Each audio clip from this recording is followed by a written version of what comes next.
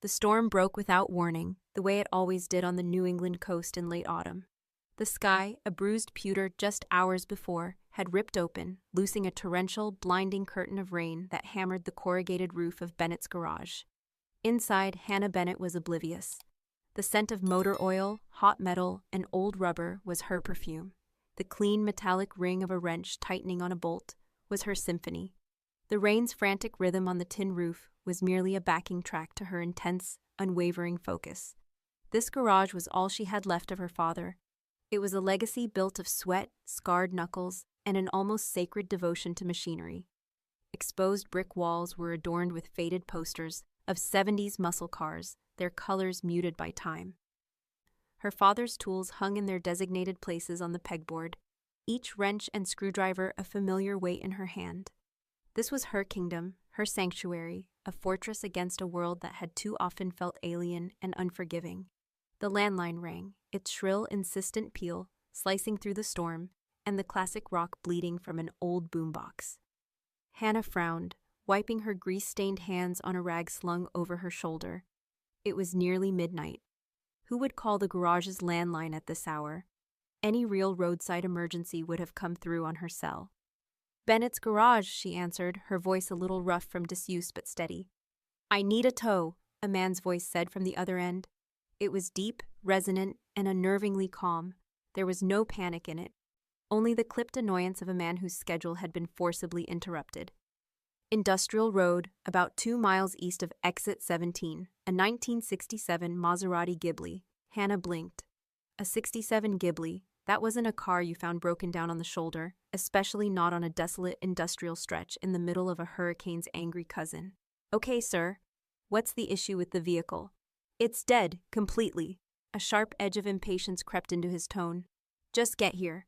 "Be there in 20, she said, glancing out the window where the rain seemed to fall in solid sheets. "Stay in your vehicle." The man hung up without another word. Hannah sighed, killing the radio and grabbing her heavy-duty rain slicker.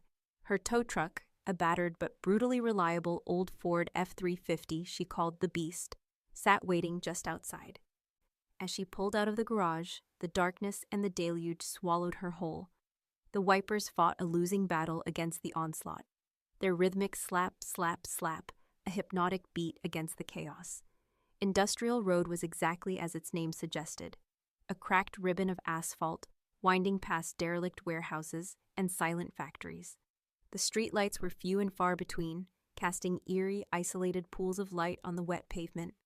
Hannah slowed, her eyes scanning the darkness, and then she saw it. The Maserati Ghibli was a sleek, predatory shadow in the rain, its elegant curves gleaming under the headlights of her truck. A man stood beside it, unconcerned by the tempest. He was tall, broad-shouldered, and dressed in an immaculately tailored dark suit that seemed to shed water. His dark hair was soaked, plastered to his forehead, but he paid it no mind. Even from a distance, Hannah could feel an aura radiating from him, an unnerving stillness that bespoke danger. This was not a man who was ever a victim of circumstance. She pulled the tow truck to a stop, its amber warning lights beginning their silent, swirling dance in the gloom. As she stepped out, the wind tore at her slicker. The man turned, and she got her first clear look at his face. It was all sharp angles and hard planes, a strong jaw dusted with faint stubble, and eyes. His eyes were dark, deep-set, and they watched her not with the relief of a stranded motorist, but with the cold, assessing gaze of a predator. "You're from the garage?" he asked, his voice even colder and sharper in person. "I am the garage," Hannah corrected, keeping her tone level. She circled the Maserati, the beam of her headlamp sweeping over the flawless paint. "Pop the hood," he complied. Hannah peered at the pristine V8 engine, a marvel of mechanical artistry. Everything was clean, perfectly maintained. She checked the battery, the leads, all solid. "You try to turn it over?" "I'm not an imbecile," he stated flatly. "There's no power." Hannah frowned. That made no sense. She rechecked the battery terminals, secure, but as her light traveled lower, tracing the path of the fuel line, she froze. Her heart skipped a beat. There was a cut, a clean, deliberate slice, right through the braided steel of the fuel hose. Gasoline had leaked, but the torrential rain had washed away most of the evidence. This wasn't a mechanical failure. This was sabotage. The blood ran cold in her veins. She lifted her head, her headlamp beam catching his eyes. She said nothing, but he seemed to read the sudden tension in her posture, the shift in her expression. "What is it?" he demanded, his voice still calm, but now laced with a new, lethal intensity. Hannah swallowed, her throat suddenly dry. "This wasn't an accident," she said, her voice barely a whisper against the howl of the wind. "Your fuel line. It's been cut." A silence fell between them, heavier and more suffocating than the storm-choked air. The man's eyes narrowed to slits. He moved closer, leaning down to see for himself. He didn't need to be a mechanic to understand the implication of a clean cut on a vital component. When he straightened up, the earlier annoyance was gone, replaced by a cold, deadly awareness. "You're certain?" "I've been doing this my whole life," Hannah said, finding a sliver of her professional confidence. "I'm certain." Before he could respond, a pair of headlights sliced through the rain down the road, approaching their position, slowly, too slowly. A chill that had nothing to do with the cold rain traced a path down her spine. The man didn't flinch. He simply unbuttoned his suit jacket. A small, economical movement that revealed a leather shoulder holster and the matte black pistol nestled within it. "Get in your truck," he commanded, his voice a low, dangerous growl. "Now." "What? Do as I say," he interrupted, his gaze fixed on the approaching car. Hannah's heart hammered against her ribs. Logic screamed at her to get in her truck and drive away, to leave this man and whatever trouble was hunting him, but her feet felt rooted to the pavement. She had just pointed out an act of sabotage to an armed man who was clearly expecting a confrontation. Leaving now might be just as dangerous as staying. The car, a nondescript black sedan, rolled to a stop 50 feet away. The doors opened, and two men emerged, their figures silhouetted against their own headlights. They didn't speak. They just started walking towards them, their silent advance more terrifying than any shouted threat. "Hannah," the man beside her said, his voice low. "My name is Matteo Valenti. Tonight, you saw something you shouldn't have. That makes you a part of this, whether you like it or not." The name meant nothing to her, but the way he said it, with the finality of a death sentence, made her shiver. She looked at the approaching men, then back at Matteo. He stood his ground, solid as a monolith in the storm, the pistol now in his hand, held loosely but with an expert's familiarity. "Now," he said, his dark eyes locking onto hers. "Get in the truck, get down, and do not think about driving away." In that moment, Hannah Bennett, independent mechanic, a woman who took orders from no one, realized two things with chilling certainty. First, she was in terrible, life-altering trouble. And second, this man, Matteo Valenti, wasn't making a request. He was staking a claim.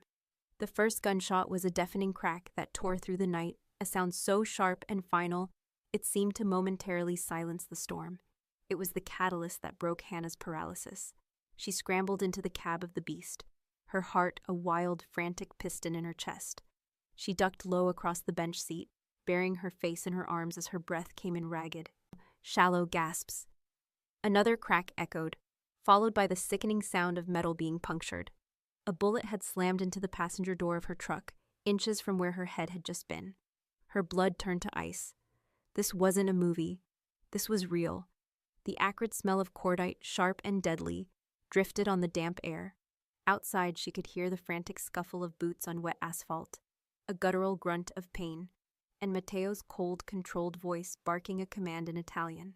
She didn't understand the words, but she understood the tone. It was the voice of a man accustomed to command in the midst of chaos, a man for whom violence was a second language. Hannah squeezed her eyes shut, wishing she could rewind time by 30 minutes, wishing she had ignored that fateful call, wishing she were just a mechanic in her garage, safe amidst her tools and oil pans. Then, as suddenly as it began, it was over. A heavy, ringing silence descended, broken only by the steady drumming of the rain. She waited, not daring to move, every nerve in her body stretched taut. The driver's side door of the tow truck was pulled open. Hannah flinched, a scream catching in her throat. Matteo Valenti stood there, his large frame silhouetted against the weak, distant streetlight. Rain streamed down his face, but his eyes were as sharp as shards of obsidian. His suit jacket was torn at the sleeve, and a fresh scratch marred his cheekbone, but otherwise, he appeared unnervingly unscathed. "It's done," he said, his voice flat. "Get out." Trembling, Hannah crawled out of the cab. The two men in black lay motionless on the pavement, the puddles of rainwater around them stained a sickening, dark crimson. Their sedan stood with its doors agape, silent as a tomb. The sight churned her stomach. Matteo didn't spare them a glance. His focus was entirely on her. "I told you. You saw what you shouldn't have." He holstered his pistol with a smooth, practiced motion. "My car is useless here. We're taking yours." "Taking it where?" Hannah stammered, her voice shaking. "Somewhere safe," he replied, as if that explained everything. He walked to the passenger side of her truck, opened the door, and then looked back at her, raising a single dark eyebrow. An unspoken command, a wave of defiance, born of pure terror, surged through her. "I'm not going anywhere with you. I'm calling the police." Matteo let out a short, dry laugh. It was a sound utterly devoid of humor. "And who do you think cut my fuel line? The police?" "This is a family matter. The cops won't help you. They will only make you an easier target. Those men, they saw your face. They know you helped me. If you stay here, they will come back to finish the job. And next time, I won't be here to stop them." Every word was a cold spike of truth driving into her. She looked from the bodies on the ground to his hard, implacable face. He was right. She knew he was right. The cold fear tightened its grip, but beneath it was a dawning, horrifying sense of resignation. She had stumbled into a world where the normal rules didn't apply. Tonight, she had lost the passport to her old life. She took a deep, shuddering breath, the cold air burning her lungs. All right. The drive back to the city was surreal. Hannah drove, her hands clenched so tightly on the steering wheel, her knuckles were white. Matteo sat beside her, a silent, imposing presence that filled the small cab. He gave quiet directions, guiding her through a labyrinth of side streets and dark alleys she rarely used, expertly avoiding the main thoroughfares and their prying eyes. She stole glances at him. In the dim glow of the dashboard lights, his profile was sculpted from shadow and secrets. She could smell his cologne, a subtle, expensive scent of sandalwood and amber, now mingled with the ozone of the rain and the faint, sharp tang of gunpowder. It was a dangerous, intoxicating combination. He directed her to a nondescript brick building in a forgotten industrial sector. As they approached, a heavy steel roll-up door slid upwards, revealing a brightly lit, cavernous underground garage. It housed a collection of pristine luxury and vintage cars, each one gleaming under the fluorescent lights. Hannah's battered F-350 looked glaringly out of place. An older man in clean overalls approached as Hannah killed the engine. He gave Matteo a respectful nod before his eyes settled on Hannah with undisguised curiosity. "Marco, take care of the truck," Matteo ordered. "Make sure it can't be traced. And find the young lady some dry clothes." Hannah was led through another door and into a shockingly luxurious penthouse apartment, hidden atop the warehouse. The interior was a stark contrast to the building's gritty facade. Exposed brick walls were balanced by floor-to-ceiling windows that offered a panoramic view of the city skyline, glittering in the rain. The furniture was modern, minimalist, and every surface was immaculate. It was cold, impressive, and utterly impersonal. An older woman, presumably a housekeeper, handed her a set of clothes, gray sweatpants and a soft cashmere sweater, and gestured toward a bathroom larger than Hannah's entire bedroom. The hot water of the shower washed away some of the chill, but not the shock. When she looked in the mirror, she didn't recognize the woman staring back. Her eyes were wide with fear, her face pale. She pulled on the luxurious clothes, the soft cashmere, a foreign sensation against skin, accustomed to rugged denim and cotton. When she emerged, Matteo was standing by the window, a glass of amber liquid in his hand. He'd changed into a fresh black shirt and looked disturbingly at ease. "Drink this," he said, nodding toward a second glass on a nearby table. "You need it." Hannah shook her head. "I need answers. Who are you?" He took a sip of his drink, his eyes never leaving the skyline. "I'm a businessman. My family has been in the city for generations. Sometimes competitors become aggressive." "Aggressive?" Hannah repeated, a bitter laugh escaping her lips. "That wasn't aggressive. That was an attempted execution, and you dragged me into it." "I didn't drag you into anything," he said, finally turning to face her, his gaze intense. Your decency did. You could have driven away. You could have said you couldn't fix the car, but you didn't. You told the truth. And in my world, Hannah, the truth is a dangerous commodity. The fact that he knew her name sent a fresh chill down her spine. She had never told him. He'd had her investigated in the short time it took them to drive here. The thought was both terrifying and strangely invasive. You have a choice, he continued, setting down his glass. You can leave in the morning. I'll have my men watch you, ensure you're safe for a while. Or you can stay. You've proven yourself useful. You have a skill and you have courage. Those are rare qualities. I can use them. And I can protect you better if you're close. Hannah stared at him, speechless. Was he offering her a job? A place in his violent, lawless underworld? The idea was ludicrous. I'm a mechanic. I fix cars. I'm not a gangster. I have plenty of gangsters, he said, a ghost of a smile touching his lips. What I lack are people I can trust. Tonight, you didn't run. That makes you more trustworthy than half the men on my payroll. He stepped closer, forcing her to tilt her head back to meet his gaze. Think about it. The choice is yours. But understand this. Your world is no longer the one you left when you answered that call, and it will never be the same again. He left her then, alone in the vast, silent penthouse. Hannah shuddered, though it was no longer from the cold. He was right. She couldn't go back. Those men had seen her face. Wherever she went, she would be looking over her shoulder. The choice he offered wasn't between freedom and captivity. It was between being hunted alone or being protected by the alpha wolf. She walked to the window, looking out at the city she had called home her entire life.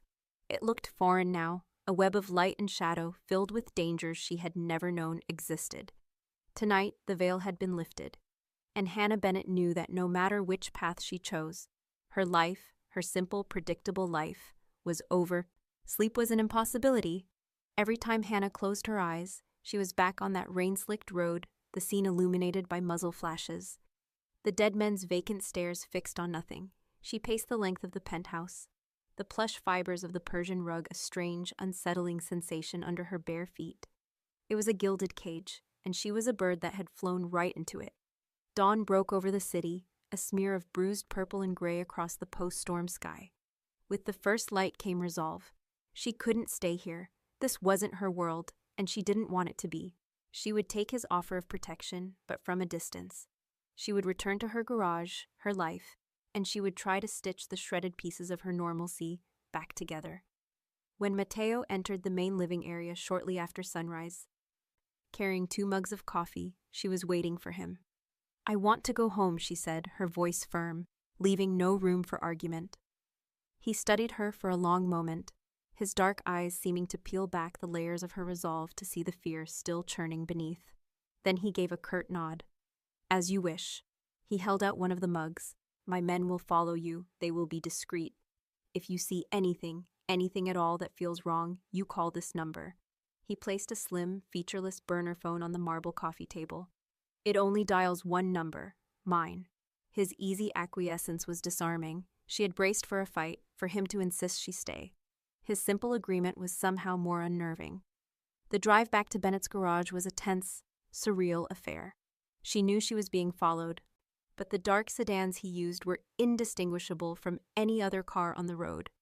The feeling of being watched, of being invisibly herded, made her skin crawl. When she finally turned onto her street, a familiar sense of relief washed over her. This was her turf. But as the garage came into view, the relief curdled into horror. Her heart seized in her chest. The heavy-duty roll-up door had been pried open, its metal skin buckled and bent. The window to her small office was shattered, glittering shards of glass strewn across the damp sidewalk. No, she whispered, shoving the truck into park and bolting from the cab before it had even fully stopped. The inside was a scene of calculated destruction. Tools were scattered across the floor. The cars she had been working on, a customer's prized Mustang, a vintage pickup she was restoring, had their tires slashed and windshields spider-webbed with cracks. Her small office had been ransacked, papers and manuals thrown everywhere, drawers pulled out and overturned. This wasn't just vandalism. They had been searching for something. Hannah stood in the wreckage of her life's work, a cold, violating fury washing over her. They had breached her sanctuary. They had desecrated her father's legacy. The anger, hot and clarifying, burned away the last vestiges of her fear. The burner phone felt like a lead weight in her pocket. She pulled it out, her fingers surprisingly steady as she pressed the single call button. He answered on the first ring. "What is it?" "They were here," Hannah said, her voice shaking with rage. "They destroyed my garage." There was a beat of absolute silence on the other end of the line. Then, "Don't touch anything. I'm on my way." 20 minutes later, a black, immaculate SUV with tinted windows pulled silently to the curb. Matteo emerged, flanked by two men who were built like refrigerators. He surveyed the damage, his cold eyes taking in every detail of the violation. He said nothing, but a palpable, dangerous anger radiated from him. He stopped beside Hannah, his gaze sweeping over the chaos. "This wasn't random," he stated, his voice a low growl. "This was a message that they can get to you." He turned to her, his eyes intense. "And they were looking for something." "Looking for what? I don't have anything," Hannah insisted, gesturing helplessly at the mess. "Are you sure?" Matteo pressed. "Your father. Did he ever mention any old business, any favors owed, anything he might have held for someone?" Hannah's brow furrowed as she ransacked her own memories. "No, he was just a mechanic. He loved cars, that was it." Matteo scanned the garage again, his eyes narrowed in thought. Perhaps he had something he didn't know he had. He barked an order in Italian to his men, and they began a more methodical, professional search of the wreckage. In the days that followed, Hannah's life was unmoored. With the garage out of commission, she found herself back at Matteo's penthouse, no longer a reluctant guest, but a displaced person. He had his own construction crew begin the repairs on her garage, but he was adamant that she was not safe there alone. Living in such close proximity to Matteo was a disquieting dance of intimacy and distance. He was both present and absent, spending hours in his office on hushed phone calls, or disappearing for entire days without explanation. But when he was there, his presence was magnetic. He would watch her, sometimes with an intensity that made her feel like a complex engine he was trying to understand. One evening, he found her sketching a design for a custom intake manifold on a napkin. "Your father taught you that?" he asked, his voice softer than she was used to. Hannah nodded, not looking up. "He said I had a gift for it, an instinct for how the air needs to flow." "He was right," Matteo said. He sat across from her, a respectable distance between them. "Tell me about him." And against her better judgment, Hannah did. She spoke of his passion for restoring forgotten classics, of the grease that was permanently embedded under his fingernails, of the quiet pride in his eyes when an engine he'd rebuilt roared to life for the first time. As she talked, she saw that flicker of empathy in Matteo's eyes again. "My father built an empire on loyalty and fear," he said, his voice a low murmur. "He trusted very few. He taught me that the only thing more dangerous than an enemy is a friend you can't trust." These glimpses of the man behind the fearsome reputation were confusing. They drew her in, making her forget, for a moment, the blood and the violence. But then a stark reminder would inevitably shatter the illusion. A late-night meeting with men whose faces were hard and whose eyes were empty. A hushed conversation about a shipment that had been lost. A casual mention of a rival who would no longer be a problem. She was living in a state of cognitive dissonance, torn between the terrifying reality of his world and the unexpected connection she felt with the man at its center. He was a killer, a crime boss, but he was also the only person standing between her and the men who had destroyed her home. 1 week after the break-in, one of Matteo's men, Marco, approached her in the underground garage. He held out a heavy old steel toolbox. It was her father's. "We found this in the storage loft," Marco said. "The bottom is unusual."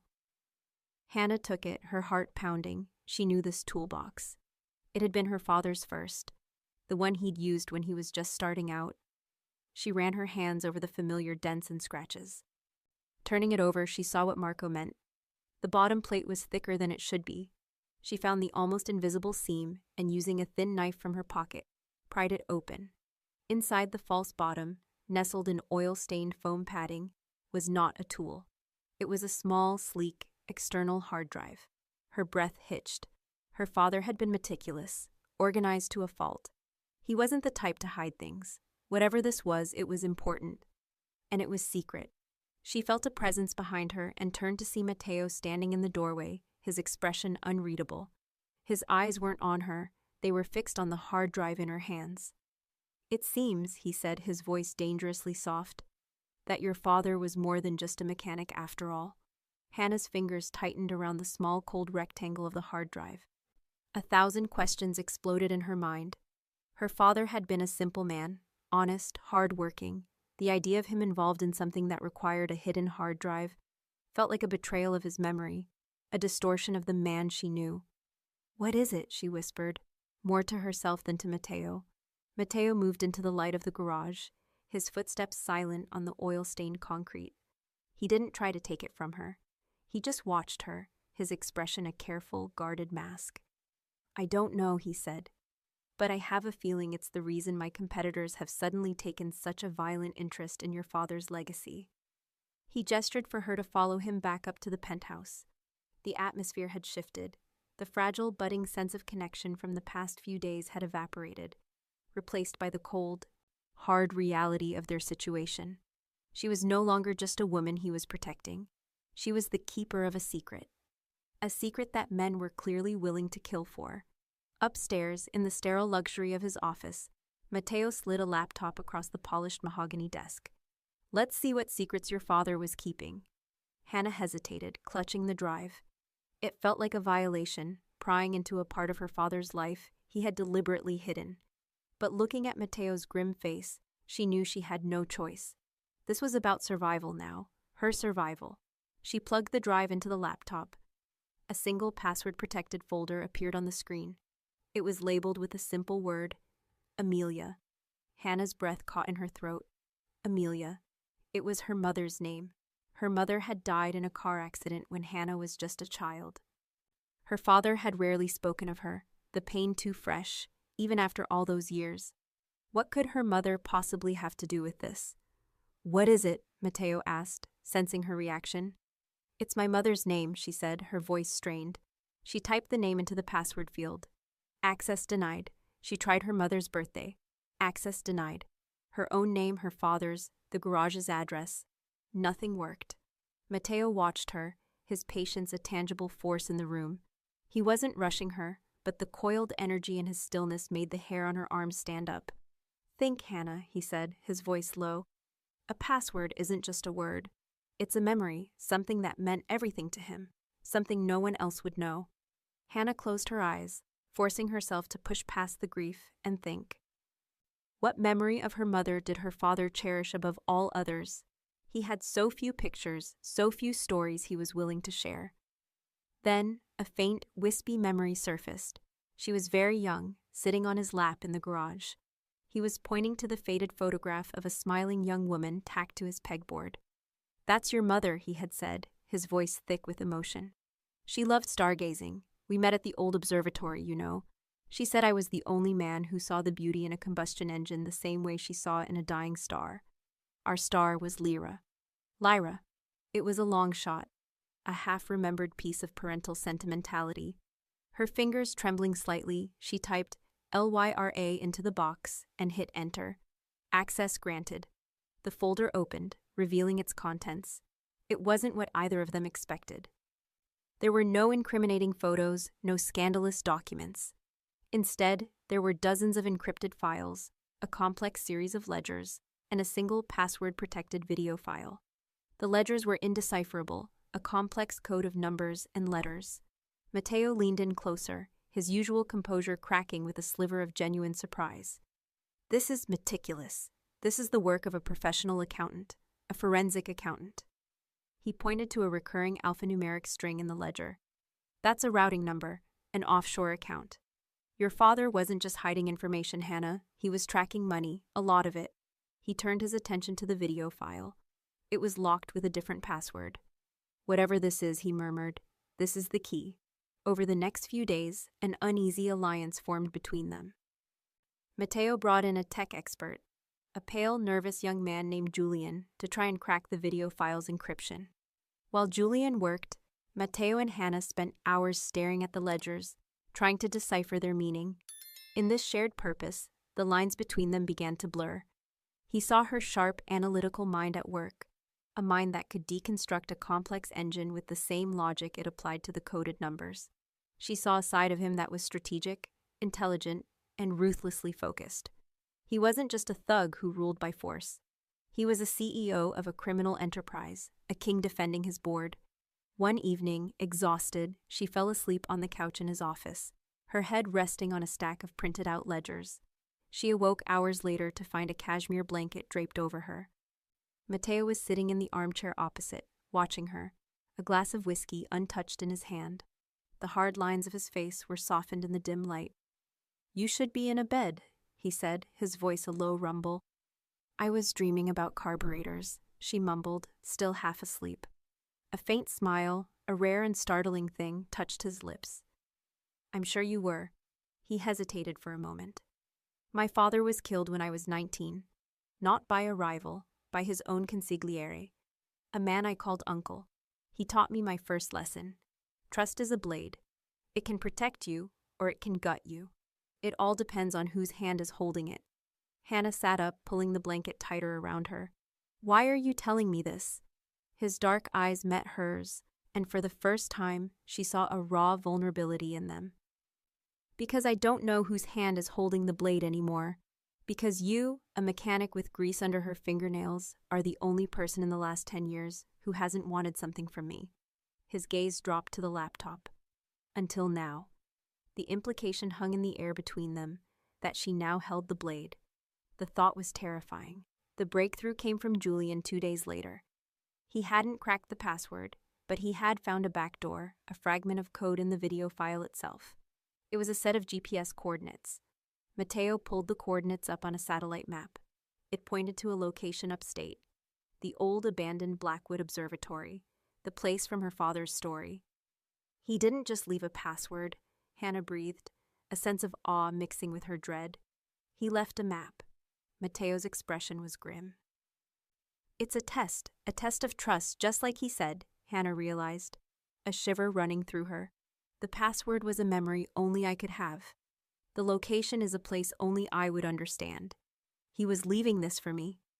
"And now it belongs to us," Matteo said, his voice firm, pulling her back to the dangerous present. "If we go, we're exposed. Whoever is after this will know we've figured it out. They'll be waiting." "We have to go," Hannah insisted. The drive was a key, a message from her father from beyond the grave. She had to know what it unlocked. "This is my family. I have to know the truth." Matteo studied her face, then gave a decisive nod. "All right, but we do it my way." Matteo's way was a study in controlled paranoia. The trip to the observatory was planned like a military operation. They wouldn't take a conspicuous luxury car, but a nondescript, heavily modified sedan with bulletproof windows and a souped-up engine. They wouldn't go alone. 2 other cars, filled with Matteo's most trusted men, would travel staggered routes, acting as both scouts and a potential rearguard. They would leave in the pre-dawn darkness, a time when the city was at its sleepiest. Hannah sat in the passenger seat, the unfamiliar weight of a small pistol Matteo had insisted she carry, pressing against the small of her back. He had spent an hour with her in the underground garage, patiently showing her how to handle the weapon, his large, steady hands guiding hers. The clinical, detached way he taught her was more chilling than any overt threat. This was a necessary skill in his world, as basic as breathing. "You probably won't need it," he'd said, "but if it comes to it, you point, you shoot, and you don't hesitate. Hesitation gets you killed." As they drove out of the city, leaving the urban glow behind for the dark, winding roads of the countryside, a tense silence enveloped them. Hannah stared out at the passing trees, their branches skeletal fingers against the bruised early morning sky. "Are you scared?" Matteo asked, his voice unexpectedly quiet. "Yes," Hannah admitted. "But not of them, not really. I'm scared of what I'm going to find out. I'm scared that my father wasn't the man I thought he was." "He was the man who raised you," Matteo said, his eyes fixed on the road. "He was the man who hid that drive to protect a secret he believed was worth protecting. That doesn't change. The truth might just change what you thought he was protecting." His words offered a strange comfort. He wasn't dismissing her fear. He was acknowledging it, framing it. He understood the weight of legacy, the ghosts of a father's choices. The Blackwood Observatory was a ruin, a skeletal dome silhouetted against the rising sun on a lonely, windswept hill. They left the car at the bottom and made the final approach on foot, Matteo's men melting into the surrounding woods, their forms disappearing with practiced ease. The air was cold and clean, smelling of pine and damp earth. Inside the observatory was a wreck. Debris littered the floor, and the great telescope was a rusted relic pointing accusingly at the sky. Graffiti covered the walls. "What are we looking for?" Matteo asked, his voice echoing in the cavernous space. "A memory," Hannah said, her eyes scanning the room. She walked the circular path around the telescope, her hand trailing along the cold, metal railing. She remembered her father's words. Our star was Lyra. She looked up at the domed ceiling. It had once been a planetarium, but now it was just peeling paint. But there, in one section, a few faint, phosphorescent stars still clung to the plaster, and among them she saw the faint outline of a constellation, Lyra. At the base of the wall, directly beneath the constellation, was a loose brick in the foundation. Her heart hammered against her ribs. It was too easy, yet it felt absolutely right. Using a tire iron from a bag one of Matteo's men carried, she pried the brick loose. Behind it, in a small, dust-filled cavity, sat a small metal lockbox. She lifted it out. It was heavy, solid. There was no keyhole, only a simple 5-digit combination lock. "Another test," Matteo murmured, standing beside her. Hannah's mind raced. Amelia, Lyra, what else? What was the final key? She thought back to their life, to numbers that mattered, birthdays, anniversaries. Then it hit her, the day her mother died, the accident that had shattered their lives and sent her father into a shell of grief. It was a date burned into her memory. October 23rd, 1023. It was only 4 digits. What was the 5th? The year? No, that felt too impersonal. She looked at Matteo. The date of my mother's car accident was October 23rd. Matteo's brow furrowed. That's only 4 numbers. I know. She pictured the police report she'd read years later, a morbid curiosity compelling her to understand the last moments of her mother's life. The time of the accident.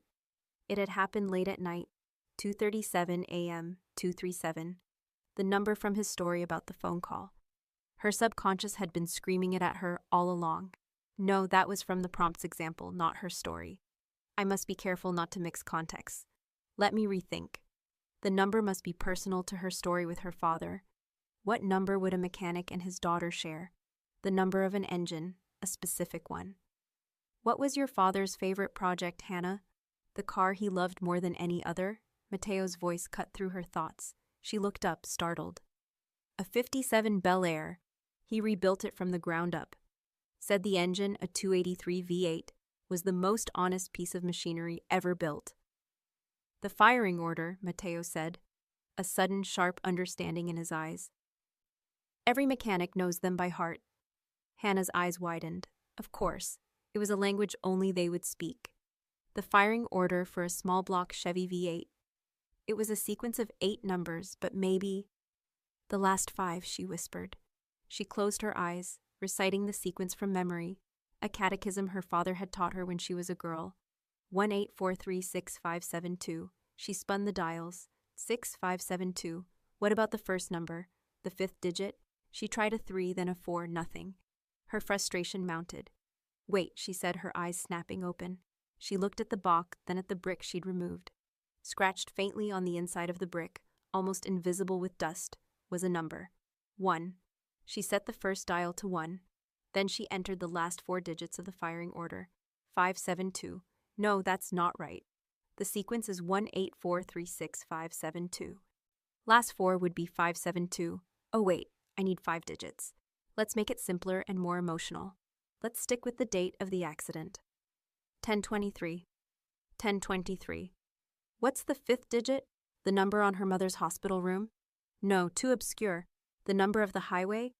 What if it's the number of years they were married? Her father mentioned it once. 17 years, not enough. So 17, and the date? 1023, 171023, too many. 17, 10, 23. Maybe 1 to 7102. Let's try that. She set the dials. 1 to 7102. Click. The lock sprang open. For a moment, they both just stared at it. Then, with trembling hands, Hannah lifted the lid. Inside, resting on a bed of yellowed velvet, was a leather-bound journal and a single ornate silver key. There was also a thick envelope. Hannah opened the envelope first. It was full of photographs. Photos of her father, younger, smiling, standing next to another man. A man with familiar dark eyes and a hard jawline. A much younger Matteo. No, not Matteo. It was his father, Antonio Valenti, the man who had ruled the city's underworld before him. And in several photos, another man stood with them, a man with a cruel smile and cold eyes she didn't recognize. Her father wasn't just a mechanic. He was Antonio Valenti's confidant, his friend. She opened the journal. The first page was a letter, written in her father's familiar, neat script. My dearest Hannah, if you are reading this, then I am gone, and the past I tried so desperately to bury has found you. For that I am endlessly sorry. I was not just a mechanic. I was a keeper of secrets for a man I considered a brother, Antonio Valenti. He was a dangerous man, but he had a code of honor. But honor is a rare thing in that life. He was betrayed and murdered, not by his enemies, but by his partner, a man named Marcus Falcone. Hannah's head swam. Falcone, that was the name of the rival family that was now hunting Matteo.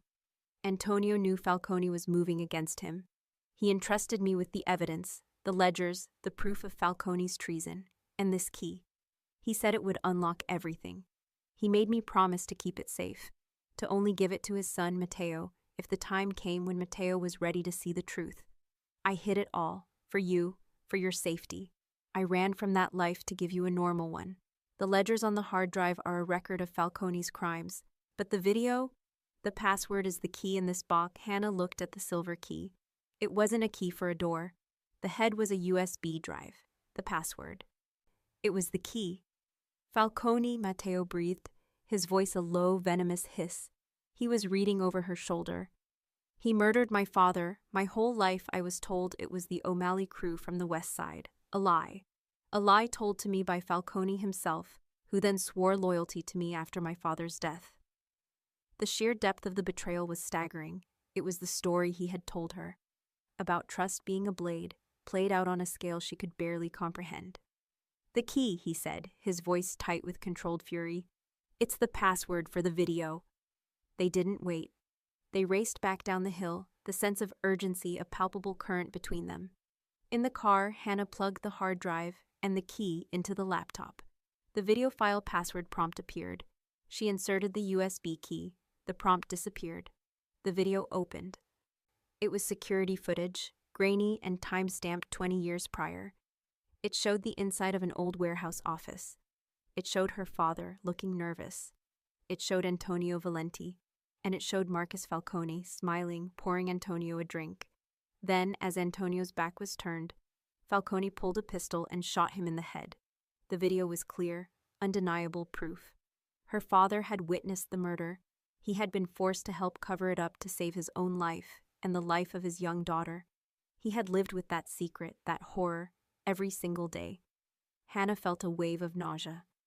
All the years of her father's quiet sadness, his distance, his fierce overprotectiveness, it all suddenly made a terrible, tragic sense. Matteo watched the screen, his face an expressionless mask of stone. But Hannah could see the muscle jumping in his jaw, the white-knuckled grip he had on the edge of the laptop. He was watching his father's murder. He was watching the moment his entire life became a lie. When the video ended, he closed the laptop with a quiet, final click. The car was silent, save for the hum of the engine. Now we know the truth, Hannah said softly. Matteo turned to look at her, and the cold fury in his eyes made her flinch. It was an inferno. Knowing the truth is not enough, he said, his voice chillingly calm. Now we get justice. Falcone has a daughter. Her name is Isabella. We're going to pay them a visit. Hannah's blood ran cold. This was no longer about hiding or surviving. He was declaring war. And he had just made her his most important soldier. The war was not a dramatic explosion. It began as a series of quiet, deliberate moves. A deadly chess match played out in the city's shadows. Matteo, armed with the undeniable truth of his father's murder, was transformed. The calculated businessman was now fueled by a cold personal vendetta. Every action was precise, every order delivered with chilling clarity, and at the heart of the storm stood Hannah, no longer just a mechanic, but the keeper of the truth, the unlikely catalyst for an empire's bloody reckoning. She didn't want this. A part of her, the part that still clung to the smell of grease and the simple satisfaction of a purring engine, screamed to run. But where could she go? Falcone knew who she was. The video, the ledgers, they were her father's legacy, and now they were her death sentence if she was ever left unprotected. More than that, seeing the raw pain behind Matteo's controlled fury had forged a new, unbreakable bond between them. She had seen the lie that had shaped his life, and he had seen the secret that had haunted hers. They were bound by the ghosts of their fathers. "You said Falcone has a daughter," Hannah said as they drove back to the city, the weight of the video pressing down on them. "What does she have to do with this?" "In our world, you don't just kill a man," Matteo explained, his voice devoid of emotion. "You dismantle his legacy. You take what he values most. Marcus Falcone adores his daughter. She is his only weakness, the single beautiful thing in his life of filth. We are not going to harm her. We are going to use her to draw him out into the open." The plan was audacious.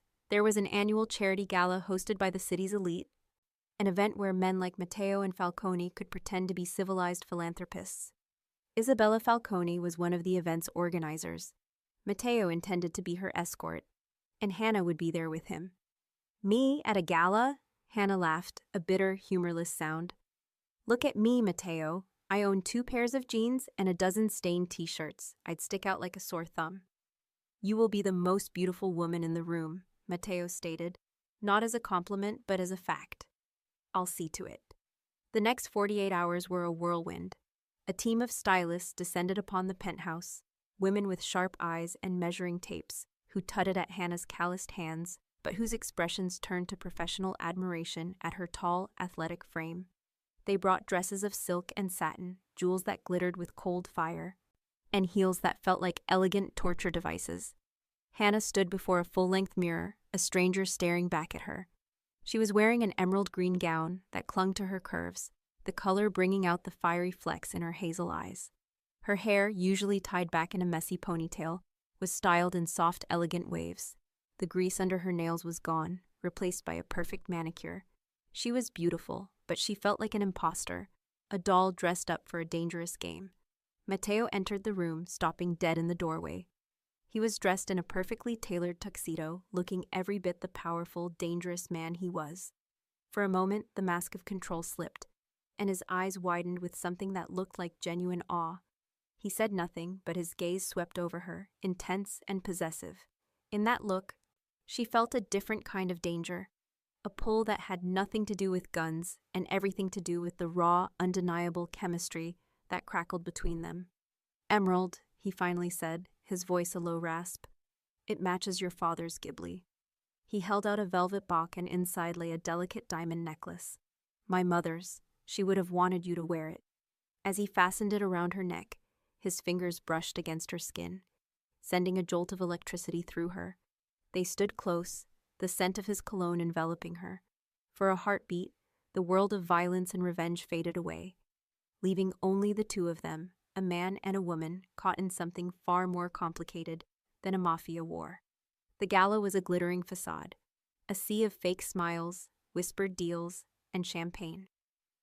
Hannah felt hundreds of eyes on her as she entered on Matteo's arm. They weren't just a couple, they were a declaration, the rightful heir of the Valenti family, with a mysterious, beautiful woman by his side. They found Marcus Falcone near the grand staircase. He was older, his hair gray, but his eyes were the same cold, cruel chips of ice from the photograph. When he saw them, his smile faltered for a fraction of a second. A beautiful young woman in a designer dress introduced herself as his daughter, Isabella. She was charming and warm, completely oblivious to the nest of vipers she lived in. "Matteo," Falcone said, his voice smooth as silk, "a pleasure to see you, and you've brought a guest." His eyes raked over Hannah, a flicker of something she couldn't decipher in their depths. Recognition? Suspicion? Hannah Bennett, Matteo said, his hand resting possessively on the small of her back. A close, personal friend. The rest of the evening was a masterclass in psychological warfare. Matteo was charming, relaxed, chatting with Isabella while his presence put her father on edge. Hannah played her part, smiling politely, while her mind raced. She was the bait. She was the symbol of the secret he now held. The confrontation happened in a secluded garden terrace. Matteo had maneuvered Falcone outside, away from the crowds. "She looks familiar," Falcone said, his voice losing its silken edge. "Bennett. I knew a mechanic by that name. Years ago." "He was a good man," Matteo replied coolly. "Loyal, he held on to something for me. Something my father left behind." Falcone's face went pale. The mask of civility shattered, revealing the rat cornered in a trap. "I don't know what you're talking about." Matteo simply smiled, a chilling, predatory expression. "Oh, I think you do. The video is quite clear. My father's office. A bottle of his favorite scotch. It was a very personal betrayal." Panic flared in Falcone's eyes. "You have nothing." "I have everything," Matteo corrected him. "And I'm going to take everything from you, Marcus. Your business, your reputation, your life. Just like you took my father's." He leaned in closer. "But first, you're going to confess. You're going to tell the heads of the other families what you did. You will dismantle your own legacy." Falcone lunged, not at Matteo, but at Hannah, grabbing her and pressing a small silver pistol to her temple. "You won't do anything," he snarled, his composure gone. "Drop your weapon or she dies." Matteo's men, who had been positioned discreetly nearby, raised their guns. But Matteo held up a hand, his own weapon still holstered. His eyes, cold and furious, were locked on Falcone, but his next words were for Hannah. "He won't shoot you," Matteo said, his voice calm and steady, a lifeline in the chaos. "Look at him, his hand is shaking. He's a coward who shoots men in the back. He doesn't have the stomach for this." It was an insane gamble. But as Hannah felt the tremor in Falcone's hand, she knew Matteo was right. Falcone was panicking, improvising. Using her was an act of desperation. Summoning every ounce of courage she possessed, Hannah did the one thing Falcone didn't expect. She stomped her stiletto heel down, hard on his instep. He roared in pain, his grip loosening for a split second. It was all she needed.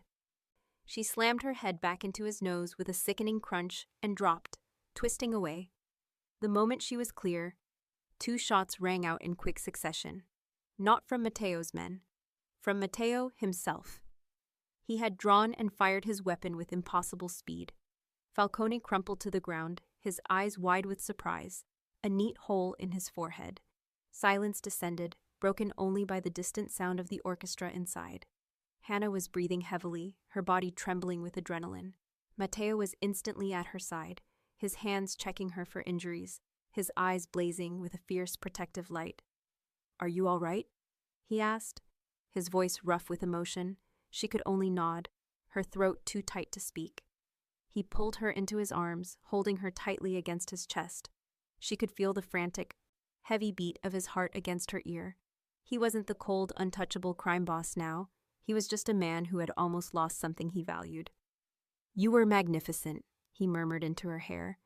And in that moment, under the cold moonlight, surrounded by death, Hannah knew she had made her choice. She wasn't just being protected by him anymore. She was standing with him. The fall of the Falcone empire was swift and brutal. With the video as leverage and Marcus Falcone dead, Matteo systematically dismantled his rival's operations. The other family heads, shown the proof of Falcone's decades-long treachery, quickly fell in line.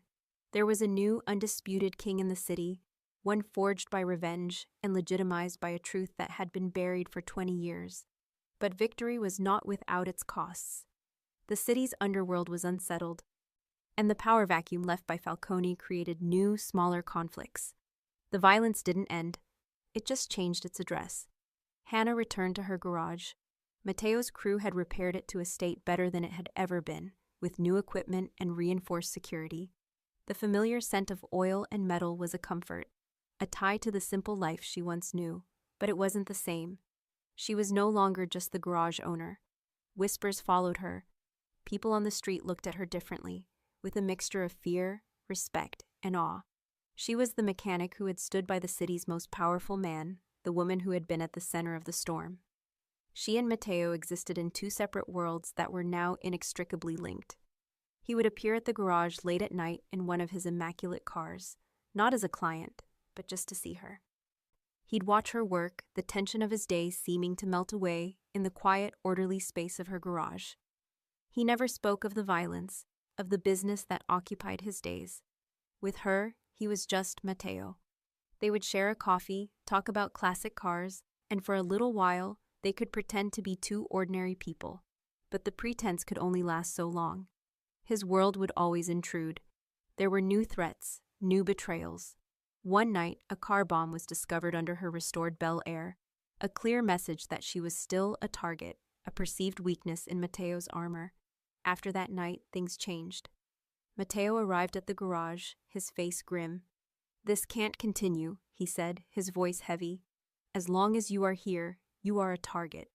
As long as we are apart, I cannot guarantee your safety." "So what's the solution?" "Matteo?" Hannah asked, her heart aching. "Do I disappear? Change my name and move to a different state?" "No," he said, stepping closer. He took her grease-stained hands in his. "You come with me, not as someone I protect from the shadows, as someone who stands beside me in the light." He looked around the garage, at the life she had rebuilt. "I know what this place means to you. It's your father's legacy. But our father's legacies are intertwined now, Hannah. My world is dangerous, and it will never be completely safe. But the most dangerous place for you to be is away from me." It was the choice she had been avoiding, the final crossroad. To cling to the ghost of her simple life, or to step fully into the complex, perilous world she now inhabited. To be the mechanic, or to be the woman beside the king. She looked at him, at the man who was both a monster and her protector. The man who had shown her a world of darkness, but had also, in his own way, shown her what it meant to be truly alive, to fight for something. She thought of her father, of the secrets he had kept to protect her. He had run from this life. But she wasn't her father. She couldn't run. "Okay, Matteo," she said, her voice quiet but firm. "I'll come with you." Her life became a paradox. By day, she still worked in her garage. It was her anchor, her connection to who she had been. Marco, Matteo's trusted older mechanic, now worked with her, a silent guardian angel in overalls. But her nights were spent in the penthouse, in a world of strategy, power, and ever-present danger. She learned the faces of Matteo's captains, the names of his enemies. Her sharp, analytical mind, once used to diagnose engines, was now used to spot flaws in security plans, to notice inconsistencies in reports. She was not a gangster, but she was a queen in this dark kingdom. Her counsel valued, her presence respected. Their relationship was not one of quiet domesticity. It was forged in crisis, tempered by danger. Their moments of peace were stolen, precious interludes in a life lived on high alert. But it was real. In his arms, she found a strange kind of safety. In her presence, he found a measure of peace, a connection to a world of honesty and integrity he had thought was lost to him forever. One evening, months later, they stood on the penthouse balcony. The city lights spread out below them like a carpet of fallen stars. "Do you ever regret it?" Matteo asked, his voice a low murmur against the city's hum. Answering that call, Hannah leaned against him, breathing in the cool night air. She thought of the fear, the blood, the loss of her innocence.